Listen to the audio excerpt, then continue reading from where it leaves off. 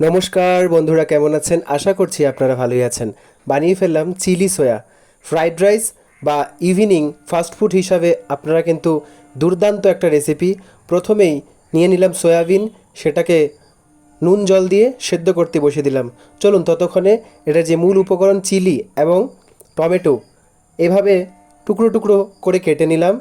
তারপরেই এই দেখুন আমার রেডি হয়ে গেল সয়াগুলো।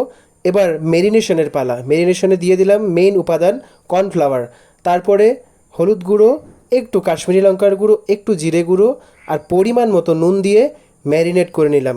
তারপরে আমি ছাকা তেলে সুন্দর করে লাল লাল করে ভেজে নিলাম। এই যে ভেজে রেডি হয়ে গেল। তারপরে এর যে মূল উপকরণ সসেস, এখানে আমি অন্নপূর্ণার সস ইউজ করেছি, আর এগুলো কিন্তু একেবারেই অনিয়ন গার্লিক ফ্রি। এই চারটে সস আপনারা ইউজ করবেন।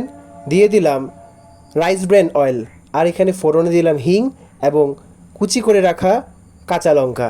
তারপর ফ্রাই করে নিলাম ক্যাপসিকাম। ক্যাপসিকামটা কিছুক্ষণ ফ্রাই করে টমেটোটাও ফ্রাই করে নিলাম। তারপরে দিয়ে দিলাম সয়া। তারপরে একে একে সসেস দিয়ে পরিমাণ মতো একটু করে নুন দিয়ে নাড়াচাড়া করে সুন্দর করে কষিয়ে নিন। একদম সুন্দর করে রান্না হয়ে গেলে তারপরে দিয়ে দিন পরিমাণ মতো নুন। আর হ্যাঁ, যারা আমার চ্যানেলে নতুন অবশ্যই সাবস্ক্রাইব করে বেল আইকনটা ক্লিক করতে ভুলবেন না। পরিমাণ মতো অল্প জল দিয়ে সুন্দর করে কষিয়ে রান্না করে নিলেই কিন্তু রেডি আমাদের চিলি সয়া। নামিয়ে নিয়ে একটু করে সাদা তিল দিয়ে সার্ভ করুন চিলি সয়া। কেমন লাগলো রেসিপিটা অবশ্যই জানাবেন।